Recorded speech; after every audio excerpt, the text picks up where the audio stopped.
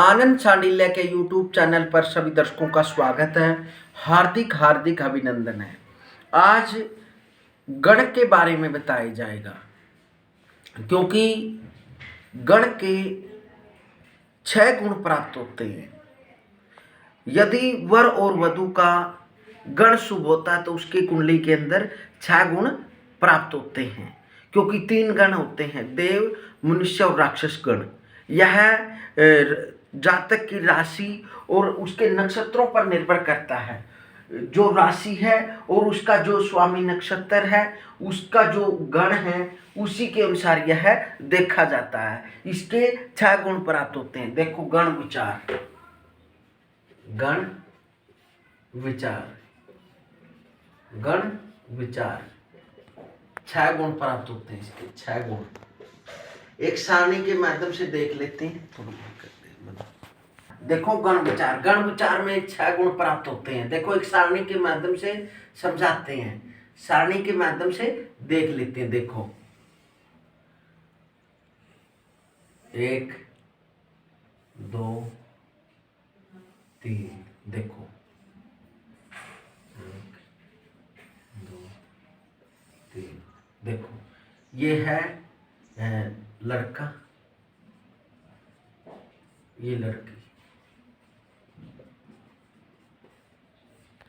गण देव, मनुष्य, राक्षस, राक्षस, देव, मनुष्य, राक्षस, देव, मनुष्य, मनुष्य, राक्षस।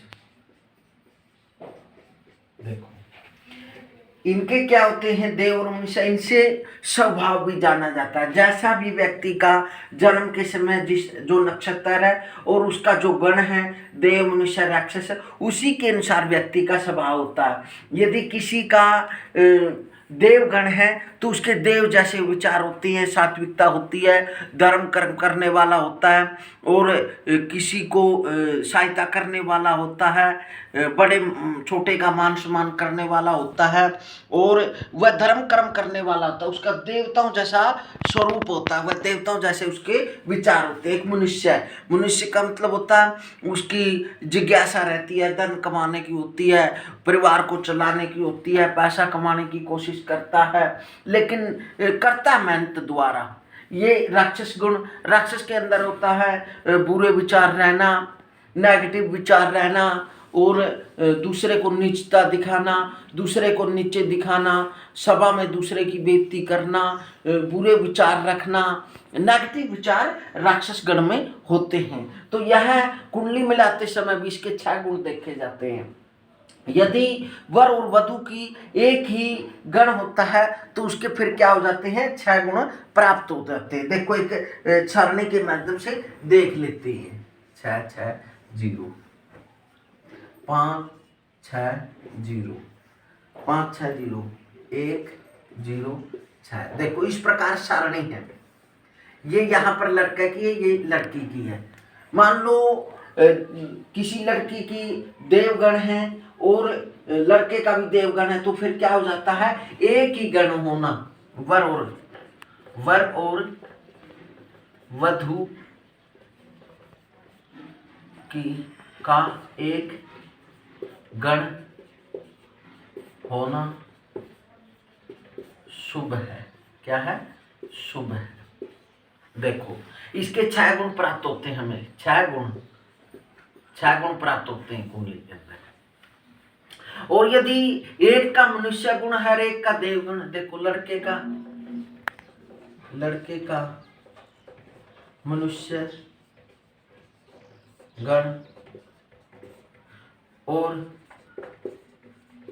लड़की का देवगण, तो फिर 5 गुण प्राप्त होते हैं, 5 गुण प्राप्त होते हैं। और यदि लड़के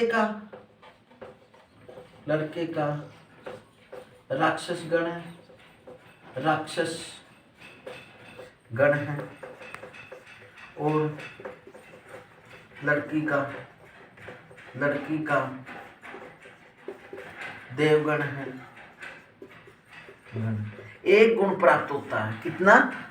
एक गुण प्राप्त होता है। और यदि लड़के का देवगण है, लड़की का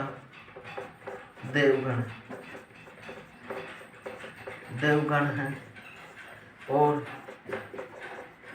लड़की का मनुष्य गण है। देखो, लड़के का देवगण है और मनुष्य किसका? लड़की का। फिर 6 गुण प्राप्त होते हैं। इस सारणी के मध्य से देख सकते हैं। देखो, यदि लड़का मनुष्य गण है और लड़की मनुष्य गण है तो 6 गुण प्राप्त होते हैं। और यदि लड़की मनुष्य गण है और लड़का राक्षस गण है तो फिर क्या? जीवो गुण प्राप्त होते हैं। इस सारणी के माध्यम से आप देख सकते हैं। यदि एक लड़का और लड़की की एक ही गण होना शुभ माना जाता है, और यदि एक का राक्षस है और दूसरे का भी क्या है? मनुष्य गण है तो 0 है। एक का राक्षस गण है और एक का देवगण है तो 0 गुण प्राप्त हो जाते हैं।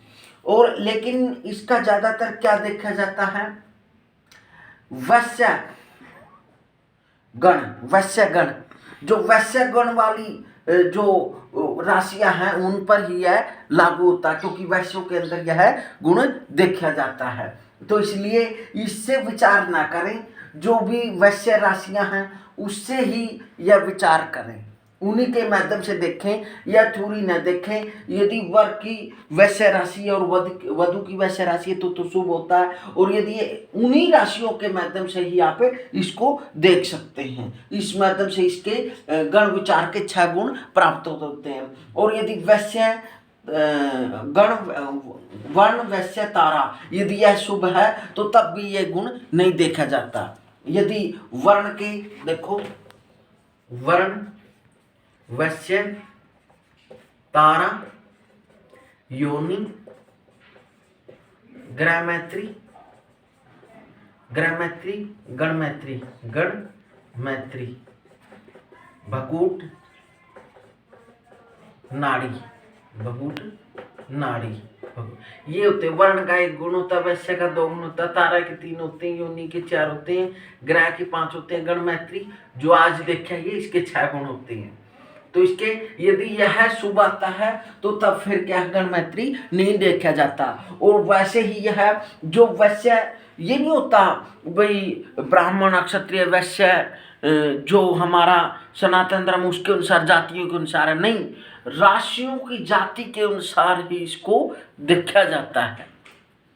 ये नहीं है कि ब्राह्मणों का भाई नारी दोषस्तु विप्राणाम वर्ण दोषश्च क्षत्रिय, ऐसा नहीं है। वो राशियों के हिसाब से देखें, राशि जिस भी उसकी है, देव मनुष्य या वैश्य ब्राह्मण क्षत्रिय, जो भी जिस हिसाब की राशि है उसके हिसाब से इसको गण दोष देखा जाता है। यदि यह आपने जानकारी अच्छी लगी तो वीडियो को लाइक करें और आनंद साडिल्या चैनल सब्सक्राइब करें और कमेंट के माध्यम से लिख के बताएं। हरिओम हरिओम।